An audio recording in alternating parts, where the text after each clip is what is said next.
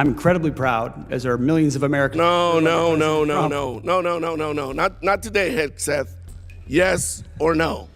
Congressman, you know what a silly question that is. But silly enough to warrant a Constitution. very straightforward answer. Yes or no? We all support and defend the Constitution of the United States. You know what? Proud to I'm not going to waste Trump. my time anymore. You're not worthy of my attention or my questions. You're an embarrassment to this country. You're unfit to lead. And there's been bipartisan members of Congress that have called for your resignation. You should just get the hell out and let somebody competently lead this department. Before the cameras even rolled, no one expected what was about to happen. A quiet congressional hearing turned into a public execution of Pete Hegseth's credibility. Congressman Carbajal didn't warm up. He went straight for the jugular, accusing Hegseth of law-breaking, reckless deployments, and endangering U.S. service members. What you're about to witness doesn't just call his leadership into question, it shows why he's a danger to national security itself. As a gentleman from California, Mr. Carbajal. Thank you, Mr. Chairman. It shouldn't come as no surprise that I have serious concerns with both the deployment of the National Guard and the Marines to Los Angeles. I served in the Marine Corps. We are trained to be war fighters, not for crowd control.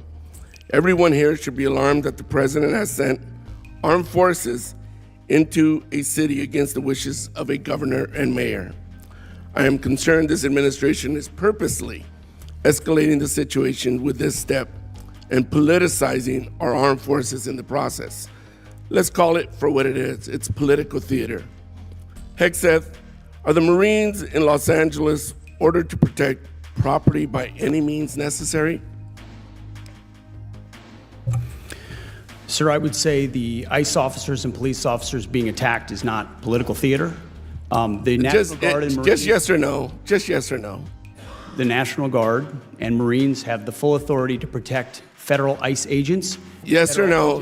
Just can you just say yes or no? This isn't Fox anymore. Just yes or no. They're there to protect federal agents and federal. Another BS answer. Under the SRUF, the use of force, are Marines allowed to fire warning shots? No. Now that's more like it. Isn't that easy? Well, you know, I'm going to beat this drum because you refuse to take responsibility. Will you take responsibility for having made a mistake? Not to mention, many people would say break the law in participating in the Signal group chat that included a journalist, your wife, your brother, where classified information was shared. Sir, every way I communicate is authorized. Every way I communicate. Okay, if you want to say that. I have called for your resignation. I didn't think you were qualified before your confirmation, and you have done nothing to inspire confidence in your ability to lead competently. You broke the law in sharing classified information, and in doing so, endangered the lives of our service members that you are responsible for.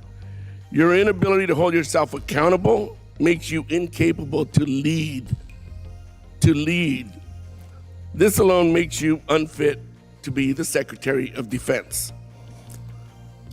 Secretary, do you think the United States should continue supporting Ukraine in its fight against Russia, a nation that is hostile towards the United States? Well, as you know, sir, President Trump is committed to peace. No, I just want yes or no answers. Today, the United States has spent billions of dollars. Yes or no? Yes or no? Over years. Just yes or no. Can I get a yes or no out of you? We continue to send. Come on. Presidential drawdown. It's that easy. Kindergartners could give me a yes or no. Yes or no. Yes, we support peace in Ukraine. Come on.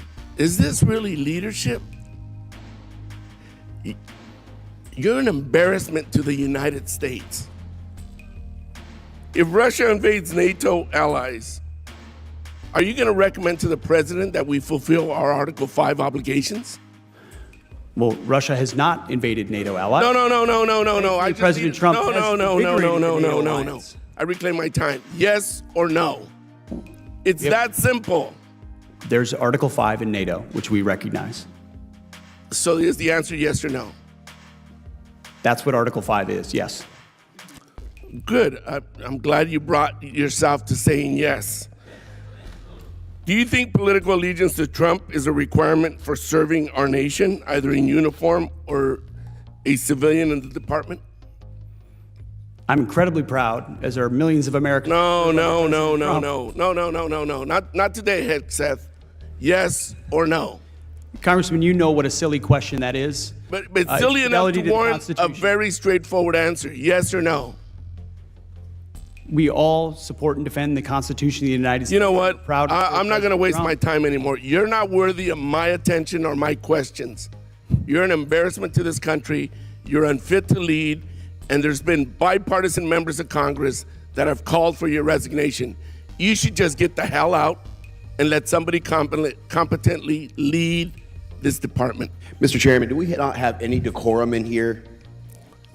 Thank you very much. I yield my time. Gentleman yields back, and I would urge everybody to remember and maintain a decorum suitable for this chamber with their further comments. Carbajal's takedown of Pete Hegseth was a bombshell that blew the lid off a Pentagon spiraling into chaos.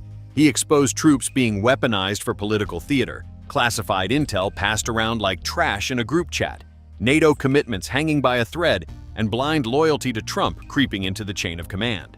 Hegseth's slippery non-answers weren't just weak, they were proof of a defense leader unfit for power, sitting at the center of a bomb about to go off. This wasn't oversight. It was a revelation that the Pentagon itself is cracking, and America's security is now on the line. So watch this, as Congress rips Hegseth apart, exposing him as unfit to lead, and reminding us this isn't the first time he's crossed the line. There are a lot of things that make a leader and that make a unit effective. Would you say that unit cohesion is important? Unit cohesion amongst many is very important, yes, sir. It's an important element. And part of that is making sure that all members of your unit felt included in that team, correct? Far more important that every member of that unit felt capable to do the mission and united in that mission. But that they were included and felt part of the team as well. I wouldn't use the word inclusion, sir, but yes, they were cohering as a team, yes. And that you reduce tension and infighting and points of tension between your platoon members so that you can focus on the mission. That was a part of the regular job. Absolutely. That's why I've said that our diversity is our strength is the single dumbest phrase in military history. And words because are important. Our unity is our strength. And words, so unity amongst members, despite differences of backgrounds, race, whatever that is. And I agree with you on that. Together on a mission. And words, part of that is words are important and setting the tone is important, correct? When you're a leader. All aspects of leadership, mostly leading by example. Did you ever and tell also them your giving political clear affiliation? guidance. Did you ever tell your platoon members your political affiliation? We certainly discussed lots of topics, and I'm sure my political affiliation. Did you ever ask them theirs? No, their political affiliation was never a concern to me. Because it's important that everybody feel included and that people weren't excluded, correct? That would be My antithetical to platoon, I'm sure my platoon contained Republicans, Democrats, and Independents, and I had no idea what their affiliation was. Okay, that was actually my next question, so I appreciate you answering that. You led your unit in a counterinsurgency environment and you interacted with civilians, correct? Interacted with members of the civilian population, sure. Yeah. And you were, in fact, a COIN instructor, a counterinsurgency instructor, correct? In Afghanistan in 2011 and 2012, I was the senior counterinsurgency instructor. And you signed off on a manual. There's actually a counterinsurgency manual that you signed off on and helped create. And your name is on that manual, correct? We were a part of creating a lot of content at the COIN Academy, yes. Do you remember this portion of the manual?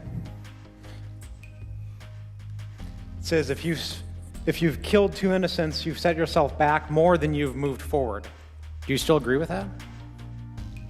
I would have to take a look at the manual, but obviously no one in warfare is seeking to kill innocents. Okay. Because it's important to show why we're different from the enemy. Because we're not the enemy, right? We're different from our adversary. Would you agree with that? We have different morals and different values. We are not the enemy, sir.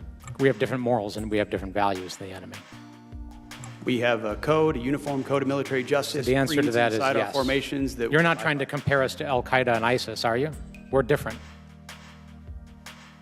I know the code of the United States military and army that I signed You up can't for. tell me whether we're Raise my different? right hand. You're not willing to say we're Of course, different? we're different. Okay, I thank mean, you. It's absurd. That's why I'm trying to reconcile the fact that we learned many of the same lessons as platoon leaders about unit cohesion, making sure that people were included, that we didn't ask people's political affiliation, that we interacted respectfully with civilian populations, that what a leader says matters, that the tone you set matters, that we are not the enemy, that we are different from them, we lead differently, we have different morals. How can I reconcile that experience and those lessons learned from Lieutenant Hegseth to now Secretary Hegseth, where you say things like what you just saw here, making us equivalent on the same standards as our adversaries, doing the same things that ISIS and Al-Qaeda would do? How can you possibly reconcile that? I can't. And just the other day down at Fort Bragg in our beloved 82nd Airborne Division, sitting there while we politicize the military and pull our paratroopers into politics, booing elected officials, booing politicians with whom we disagree,